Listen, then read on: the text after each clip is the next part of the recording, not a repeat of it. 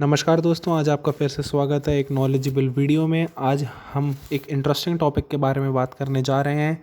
आज हम बात करने वाले हैं काले सोने के बारे में। जी हाँ, कोयले के बारे में। और इंडिया में कोयले को कौन निकालता है, उसकी माइनिंग कौन करता है। और आज हम बेसिकली हम कोल इंडिया लिमिटेड के बारे में बात करने वाले हैं और इससे रिलेटेड टॉपिक्स कवर करने वाले हैं। आइए स्टार्ट करते हैं।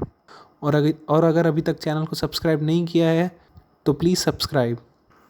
इंडिया में काफ़ी बड़े लेवल में कोल की माइनिंग होती है और बेसिकली हमारे पूरे भारत में बिटुमिनियस टाइप का कोल मिलता है। बेसिकली 4 प्रकार के कोल की वैरायटी रहती है, इसमें से बिटुमिनियस इंडिया में माइन किया जाता है और इसका ज़िम्मा संभालती है कोल इंडिया लिमिटेड। इंडिया में सिर्फ कोल इंडिया लिमिटेड ही माइनिंग कर सकती है। मतलब कि कोल का जो प्रोडक्शन है इंडिया में वो नेशनलाइज्ड है। मतलब कि कोल इंडिया के अलावा और कोई माइनिंग नहीं कर सकता या उसके अंतर्गत आने वाली चीज़ें ही माइनिंग कर सकती हैं। बेसिकली कोल इंडिया लिमिटेड की मोनोपोली है माइनिंग सेक्टर में कोल के। आइए पहले कोल माइनिंग का इतिहास जान लेते हैं। भारत में कोल की माइनिंग का इतिहास बहुत पुराना है। इंडिया में पहली कमर्शियल माइनिंग 1774 में हुई थी वेस्ट बंगाल में और ये सिलसिला अभी तक चला आ रहा है। बहुत सारे अप्स एंड डाउन्स आए हैं सेक्टर में, बट अभी तक चला आ रहा है। ये तो हुई हिस्ट्री के बारे में, बट आप ये जानते हैं कि कोल इंडिया लिमिटेड से पहले नेशनलाइजेशन नहीं था। पहले प्राइवेट प्लेयर्स ही माइनिंग करते थे। बहुत सालों पहले 1970 के लगभग कोल इंडिया लिमिटेड की स्थापना की गई थी सरकार द्वारा, बट उससे पहले कोल का प्रोडक्शन प्राइवेट प्लेयर्स ही करते थे। मोस्ट प्रोबेबली ठेके पे किया जाता था ये सब काम।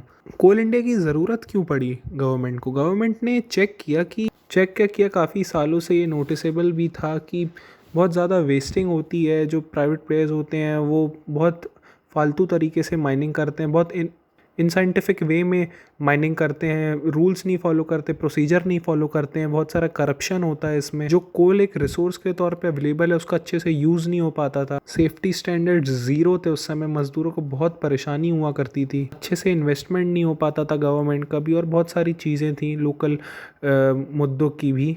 तो फिर सरकार ने ये फैसला लिया कि जो कोल का प्रोडक्शन है उसको सेंट्रलाइज्ड कर दिया जाएगा। सिर्फ सरकार ही कोल की माइनिंग कर सकती है। तो इसी को देखते हुए 1 नवंबर 1975 को एक न्यू पब्लिक सेक्टर कंपनी खोली गई, कोल इंडिया लिमिटेड। जी हाँ, CIL एक PSU है। उसको इस मोटिव से खोला गया था कि एक better organisational and operational efficiency लाई जा सके कोल सेक्टर में। जितने भी डिविजन्स थे 1975 के पहले, वो सारे CIL के अंदर ला दिए गए। Coal India Limited Ministry of Coal Government of India के अंदर आती है। इसको एक IAS हेड करता है। CIL का हेडक्वार्टर कोलकाता वेस्ट बंगाल में है। एंड अभी प्रेजेंट में कोल इंडिया लिमिटेड के CEO mister Pramod Agrawal IAS हैं। कोल इंडिया लिमिटेड की लगभग 352 माइंस हैं, ऐसा उनकी एक रिपोर्ट में कहा गया है, जिसमें से 158 अंडरग्राउंड हैं, 174 ओपन कास्ट हैं और 20 मिक्स्ड माइंस टाइप्स हैं। और हाँ, एक GK का क्वेश्चन ये भी है कि झरिया कोल फील्ड इंडिया की सबसे बड़ी कोल फील्ड है जो झारखंड में स्थित है। अब ये तो बात हो गई कोयले की। अब पहले के ज़माने में तो पता ही था कि कोल की कितनी डिमांड थी। अब कोल की डिमांड बहुत कम हो गई है, मतलब घट ही रही है दिन पर दिन जितनी नई नई टेक्नोलॉजीज़ आती जा रही हैं।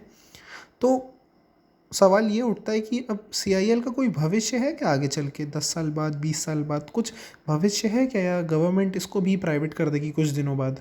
तो इसमें बहुत सारे आर्टिकल्स हैं, बहुत सारे पब्लिश किए गए बड़े बड़े हाउसेस द्वारा आर्टिकल्स भी सामने आए हैं कि कोल इंडिया लिमिटेड को अभी तो बिल्कुल नहीं प्राइवेटाइज़ किया जाएगा। इसके पीछे एक रीज़न भी है, क्योंकि गवर्नमेंट ने बहुत बड़ा इन्वेस्टमेंट किया है, जिसमें बहुत सारे सोलार प्लांट्स लगाए जा रहे हैं कोल इंडिया लिमिटेड की फील्ड्स में, जिससे इनको बिजली प्राप्त हो सके, इनकी माइनिंग में हेल्प हो सके इनको।